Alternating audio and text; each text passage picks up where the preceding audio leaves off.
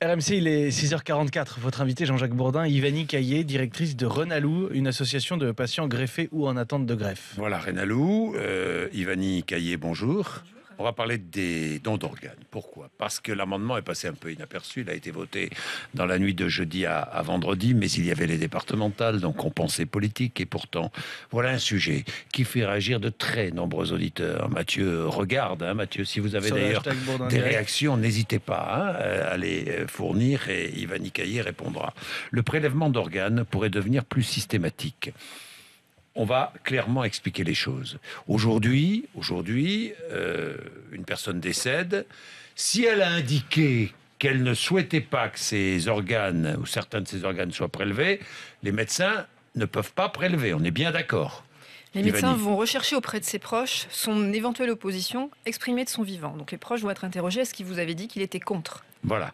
Si les proches disent oui, il nous a dit qu'il était contre, il n'y aura pas de prélèvement. Il n'y aura pas de prélèvement. Bon, ce que change ce texte, c'est que si le défunt n'a rien exprimé de son vivant, les médecins pourront, sans consulter la famille, prélever des organes. Oui, en fait, la seule manière de s'opposer, c'est de s'inscrire de manière formelle sur le registre des refus à partir de ce nouveau texte. Et effectivement, le rôle des proches devient inexistant. Ils sont simplement informés de la réalisation ou non de prélèvement d'organes. C'est donc une avancée, ça va plus loin. Alors ça va plus loin, c'est une mesure qui est destinée à lutter contre la pénurie d'organes et contre le taux de refus. On manque d'organes. Actuellement, je parlais du rein, c'est l'organe pour lequel la pénurie est la plus importante. Il y a 14 000 patients qui ont attendu un rein en 2013 et seulement 3 000 greffes qui ont pu être réalisées dans l'année. Oui, donc c'est une avancée, mais vous dites attention. Vous dites attention, il y a des risques. Alors attention, il y a des risques parce qu'effectivement, jusque-là, le rôle de la famille a été quand même extrêmement important et extrêmement préservé dans cette notion de don d'organes qui est quand même un geste de solidarité qui engage la société tout entière. Et sortir la famille du jeu de manière un peu brusque, ça nous semble un peu risqué dans un contexte où à l'hôpital, il arrive qu'il y ait assez fréquemment des heurts entre les professionnels de santé et les proches de patients. Et puis dans un contexte où la société n'est peut-être pas tout à fait prête à s'entendre dire que les organes vont être prélevés si la personne n'a fait aucune démarche en direction du registre des refus, sans que ses proches soient impliqués dans la décision. Oui, je regardais ce chiffre d'un sondage récent. 21% des Français se disent hostiles au don d'organes. Seulement 21%. Oui, seulement 21%, alors qu'il y a un peu plus de 30% de refus. Donc effectivement, il y a probablement une marge et tous les refus n'expriment pas forcément la réalité d'une opposition du défunt. Ça, c'est quelque chose qui est clair. Oui, c'est quelque chose qui est clair. Mais la famille dit au médecin non. Non, pas question, parce qu'il nous avait dit qu'il ne voulait pas qu'on prélève un organe. Donc là, le médecin ne peut pas intervenir, on est bien d'accord. Exactement. Encore faut-il que la famille dise la vérité ou pas. C'est vrai. C'est vrai. Ivani, parce qu'on ne sait pas. Oui. On sait pas. Ce qu'on Mais voit aussi, si la famille ne s'y oppose pas, quand même, la famille est consultée, reste consultée. Elle reste consultée, bien sûr, et dans 70% des cas, le don d'organes a lieu. Donc il y a 70% des familles qui ne s'opposent pas au prélèvement d'organes. Qui ne s'opposent pas au prélèvement. Il faut le rappeler. Bon. On va encore un petit peu plus loin. On va un peu plus loin, mais je crois que vous avez dit qu'il y a 21% des Français qui se disent contre. Ça ne veut pas forcément dire que 79% sont pour. C'est important de rappeler qu'il y a une espèce de zone grise et c'est pas évident de penser à sa propre mort et de se positionner sur ce sujet. Donc il y a probablement une proportion assez importante des gens qui ne savent pas, qui ne sont pas prêts à faire une démarche pour ou contre. Et je pense que c'est autour de ces personnes-là que les choses peuvent être un peu difficiles. Vous préférez le dialogue ?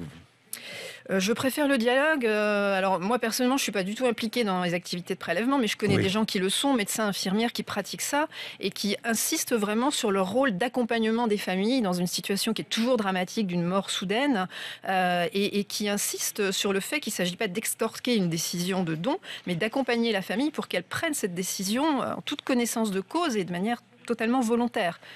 Voilà. Vous, ça vous est arrivé personnellement, je crois. Je crois que votre maman vous a donné un rein. Voilà, alors moi j'ai bénéficié d'une greffe de donneur vivant, ce qui est un peu différent. J'ai reçu effectivement le rein de ma maman. Le rein de votre maman, vous en avez beaucoup parlé, toutes les deux, j'imagine. J'imagine ça doit être un moment d'ailleurs émouvant. Particulièrement émouvant. Oui, c'est une discussion entre le donneur et le receveur pour accepter de recevoir. D'ailleurs, vous êtes favorable au développement des prélèvements sur des donneurs vivants ? Oui, parce qu'en effet, quand on regarde ce qui se passe dans les différents pays européens, ceux qui sont parvenus de manière bien plus efficace que la France à lutter contre la pénurie sont ceux qui ont développé tous les types de prélèvements. Donc faire baisser le taux de refus, c'est très important. Il y a une marge de progression énorme. Mais il y a d'autres pistes qui sont le développement de la greffe de donneurs vivants. En France, on est relativement en retard. 13% des greffes sont faites à partir de donneurs vivants. Chez beaucoup de nos voisins européens, c'est 25, 30 ou 40%. Puis il y a un autre type de prélèvement qui sont des prélèvements sur donneurs décédés suite à un arrêt cardiaque dans un cadre d'arrêt des thérapeutiques actives.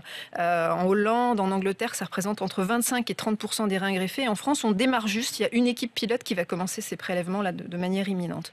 Donc il y a vraiment plusieurs centaines de greffons supplémentaires qui pourraient être disponibles chaque année si on explorait de manière un peu plus active ces différentes pistes. Merci Yvanie Caillé. Voilà un sujet Merci. qui suscite votre curiosité et qui suscite des réactions, évidemment, qui entraîne des réactions. Vous regardez de près, Mathieu, il y en a. Jean-Jacques. Et il y en a beaucoup. Juste une question, celle de Marie-Christine, qui est aide-soignante et qui témoigne en disant qu'elle a déjà eu plusieurs fois le cas de personnes en état de mort encéphalique avec une carte de donneur sur elle, mais la famille refusait le don d'organes. Est-ce que c'est concevable ?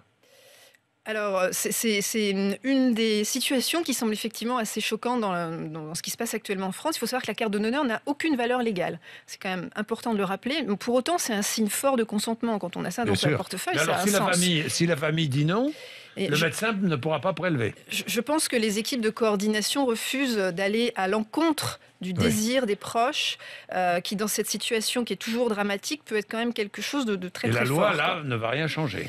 La loi, en théorie, elle devrait permettre le prélèvement, sauf qu'en pratique, c'est un peu difficile de l'appliquer. Évidemment. Il est 6h50, 7h moins 10. Vous êtes sur